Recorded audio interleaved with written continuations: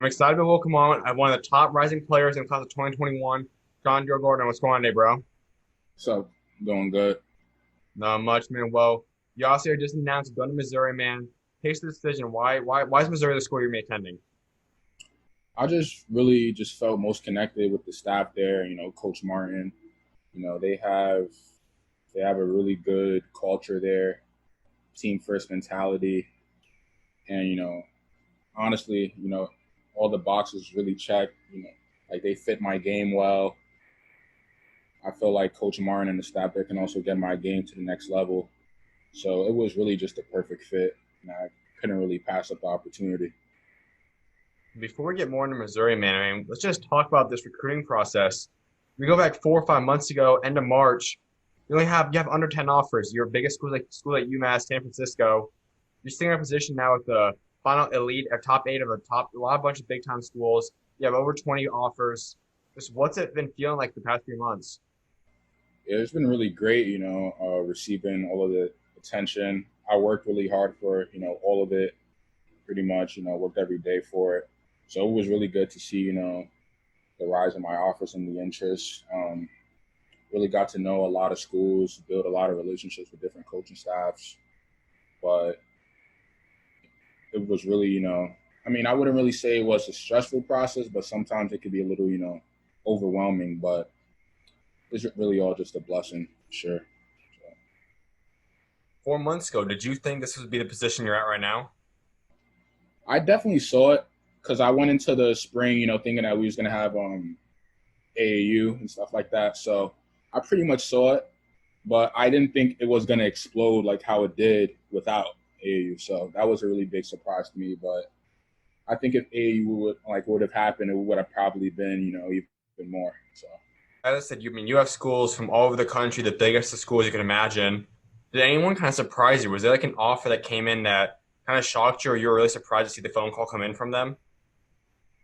yeah, probably. I mean, pretty much like all the high major schools that offered me was really big schools. But yeah, I can't really say, there's a specific school because pretty much all the, Power Five schools that offered was really much a blessing. Pretty much like all the offers that I even got, is all blessings. So I can't really say there was an offer that surprised me. Because like I said, I really worked for it. So, you know, that's pretty much. Absolutely. And so you narrowed it down then about a couple weeks ago now to the top eight features ASU, VCU, DePaul, Georgia, Auburn, Seton Hall, Hofstra, and Missouri, obviously. What led to those eight schools? Why were those eight schools different than everyone else that offered you? I've narrowed it down to those eight, not necessarily because of how hard they recruited me, but those are the eight that I can see myself playing at. Um, I saw myself playing at those schools. There were schools that didn't make the top eight that recruited me hard because it really just comes down to where I can see myself at for the next couple of years. So those were the eight that I can imagine myself playing for. So those are really that's really the main reason why those are my top eight. Now, as you got closer in the past couple of weeks, did anyone else kind of stick with you to the very end? Was there another school or two that was right up there with Missouri? It like a couple of days before I really knew it was Missouri. It was kind of between Missouri, Georgia, Arizona State. It was probably between those three. DePaul a little bit too, because I completed Zoom calls with most of these schools, so I just got a better look at them. Really got to understand them more. Their view for me. So it was kind of before, like it was kind of between those four schools, and then there was days that I felt it was like Georgia, days where I felt it was Arizona State, but then the last day, I really pretty much, came down to Missouri. I just really, did my research on them, researched a lot on them, and I just felt like it was the perfect fit. But the last couple of days, I've been kind of, switching my mind, but I came down to Missouri, and I'm pretty stern about that decision for sure. So, at what point did you know Missouri was a school you wanted to go to? Today's what, Tuesday. I knew Missouri was the school Sunday. Sunday is when I, made my decision for sure. Um, you know, that's pretty much when I, let Coach Martin know that I would be coming there. So That's pretty much the day. Now, what was Coach Martin's reaction? How did he react when you told him you were going to be going there? Yeah, like he was really excited. Another assistant coach, man, was on the phone too.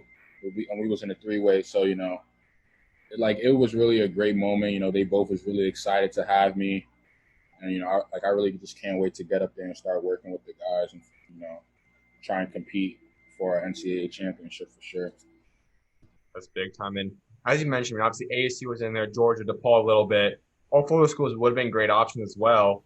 But I Yeah. mean, what's separate Missouri? Why were they ultimately the one school that was so much better and the school you chose as opposed to those other three? It really just came down to because Georgia, Arizona State, DePaul, they all recruited me well. Out of all those schools, I felt like I really got to know Coach Martin the best. Like he called me the most. He was probably the only head coach that I've spoken to on the phone the most. So that really meant a lot to me. So it really just came down to who I connected with the most, which was Coach Martin, because he constantly called me and let me know how much they want me.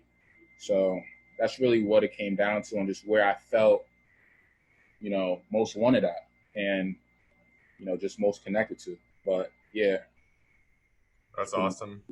And this class is a year that Missouri fans have kind of been waiting for. It's been a year where a lot of changes that everyone knew was going to be coming. A lot of roster spots were going to be open, and a couple guys have already commit. Antoine obviously was the first guy. Now Kobe commit a couple of days ago. You're now the third commitment.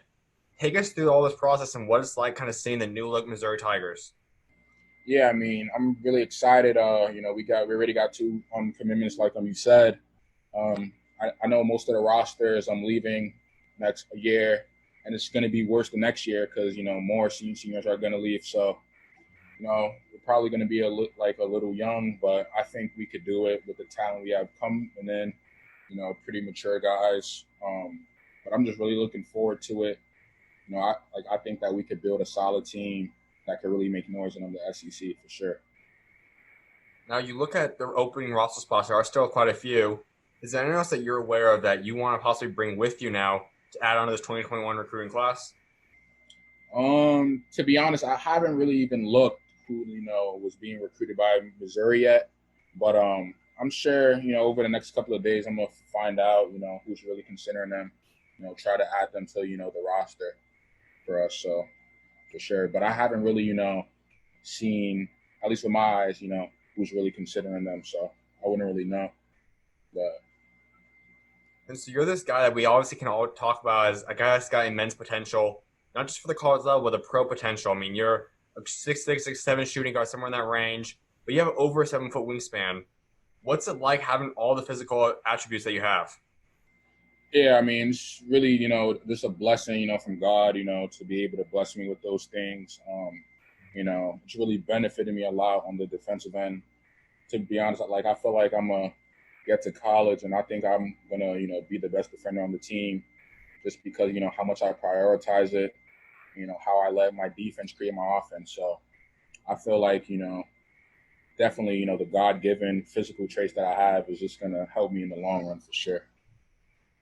And for you personally now, what can Mizzou fans expect from you? What kind of player can they expect to see you become for them?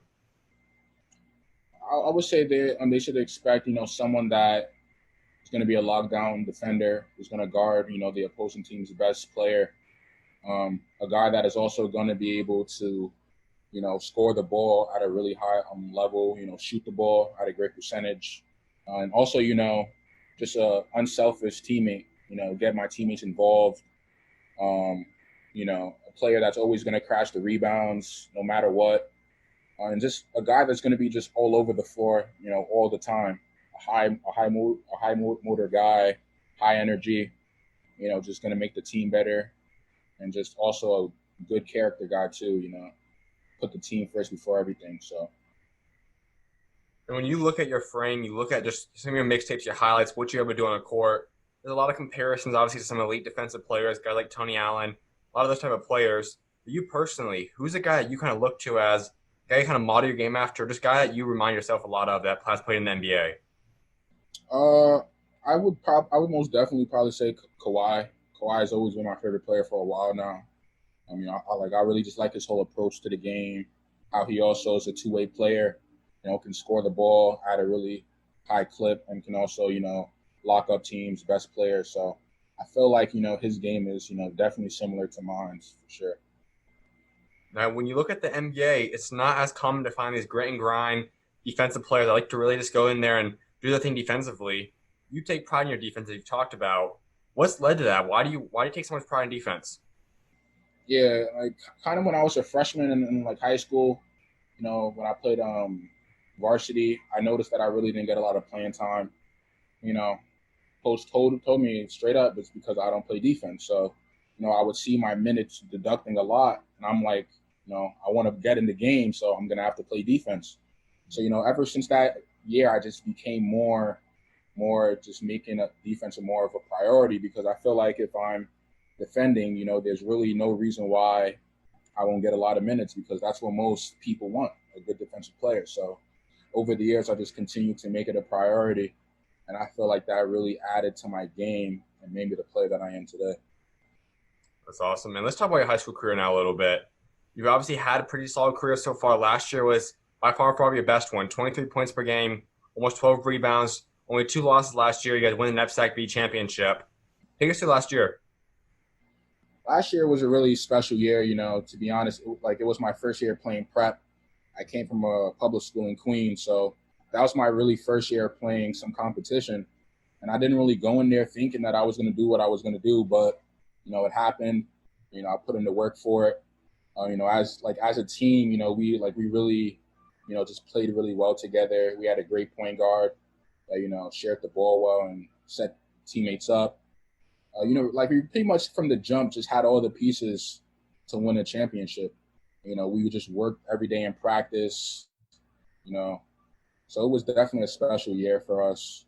Really emotional too because the seniors were like graduating too, and the year before that, the seniors had went to the championship, but they lost. So it was kind of nice, to get them that championship before they went off to college for sure. So. You made the move now to Putnam Academy, which we'll talk about in a second. But overall, I mean, you talk about that. You went from the public school prep last season. I go to Putnam, then you're going to go to Mizzou. That's going to be a lot changing for you. 4 years in a row of getting new environments, new cultures.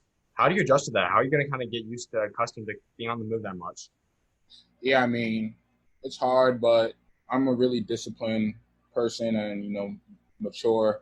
And I just go into every situation, just, always from like a basketball standpoint, I just really go in and just making my name on the defensive end first, so that I'm that guy defensively. And I feel like after that, everything else is going to take care of itself if I, just work hard. So every new environment, I just go in saying that I'm going to work hard and give it all I got, and it all works out in the end. I agree more, man. So as I said, Putnam Academy next year. You're going to spend your final high school season, and everyone knows you Putnam Academy. It's a big time program, and they get a lot of guys to the next level and develop them. Most recently, guys like obviously Benzie Joseph, Hassan's a big time player. How excited are you for next season? Yeah, I'm definitely really excited, to play with a lot of talented guys and, play a national schedule playing against, a lot of good competition. I feel like that's only going to get me more prepared for, Mizzou. Yeah, I'm just really, really looking forward to it. I feel like this year, we're really going to have a special team, and it's definitely going to do big things for sure. Now, in your bio, you put shooting God in there. Take us through that. Yeah, I mean, a lot of people are soon going to realize that, I'm a better shooter than they, see online. But I'm definitely, a really good shooter. I think my shooting really improved from this past year. I shot like 41% from the three. But, I'm a two guard, but to be honest, I can play 2 to the 4 just because of my length. But I'd say my natural position is a shooting guard. I'm trying to, tighten up my handle more to play more of a 1-2, but that's pretty much what that caption meant, though. And you look at the rankings, 247 has you ranked outside the top 200, and partly is because there wasn't AAU, but we see the offers you have. We see last year's numbers, and we see where you probably could somewhere be around. For you personally, when these new rankings get updated someday, where do you think you are? Where would you rank yourself in 2021? I think in 2021, I'm definitely a top 60 player. Yeah, I'll probably say a top 60 player. I feel like if there was AAU this year, that I would have definitely shot up on them the rankings. But I'd say my minimum is top 60 for sure. But soon a lot of people start to realize and get to know me more. But it is what it is. But Absolutely, man. And a few more things in terms of Mizzou before I start letting you go, man. And that is Coach Martin. He's an incredible coach. We know what he can do both on and off the court. How excited to be able to be coached by him? yeah, it's really a blessing. He's played in the NBA. He's coached and he's coached a few NBA guys too. So he knows what it takes to get to that level. So I really can't wait. To get up there. Allow him to teach me new things. Just take my game to the next level for sure. Another thing is that you will be in the SEC, one of, if not the best conference in America. How excited just to be able to step foot on those courts and play all the schools in the SEC? Yeah, I'm thrilled. To play against players that were highly regarded in high school, and now seeing them on the court. Just competing against them, giving it all I got. Like you said, the SEC is arguably the best conference in college basketball. So I just can't wait to showcase my talents as a freshman. Absolutely, man. And you look at all those schools, both conference, non-conference that you know about. Who are you most excited to go up and play against as a freshman? I'm definitely excited to play Kentucky for sure. That's definitely a school that I'm looking forward to go at and compete against for sure to see what all the hype was about. But I'm looking forward to that. No doubt, man. One thing I was like wrapping up with, talking to guys about is building a legacy for yourself, and that ultimately is something I think everyone wants to do. So when you do step away from the game someday, what do you want your legacy to be for what you achieve both on and off the court? I just want my legacy, I guess, to be just a player that just really, always worked hard, just gave it all they got, and really inspire other kids to, do the same. Just to always, give things your 100% effort, because when you do that, pretty much anything is possible. So that'd probably be my legacy that I want people to remember me for. And there are countless kids in your same position that aren't ranked high, don't have a lot of offers, and it takes a long time. For guys in the 2022 class and on, what's your advice to them? What will it take for those kids to be able to go out there and possibly have a blow up summer like you just did? Yeah, like my advice would probably be just to not really compare their path to somebody else's, because you never know. Like everybody is different. So just be patient. Definitely be patient and just continue work. Just continue working on your game, working hard, but most definitely just be patient and just wait for it, because if you're putting in the work, it's only a matter of time. Sure. Absolutely, man. My final thing before I let you go, give Mizzou fans your three biggest goals. What's the three biggest goals you have while you're a Tiger? Three biggest goals to win. That definitely get them in NCAA championship. Um, you know, to win the SEC, and just my personal goal from Mizzou, is to obviously make it to the NBA from there. But those are probably three main things that like those are my goals. While I'm a Tiger for sure. No doubt, man. Well, congratulations once again, man, and appreciate you letting me come talk to you, man. Congrats on the commitment. Thanks, appreciate it. Of course, man. You're always welcome on, man. God bless.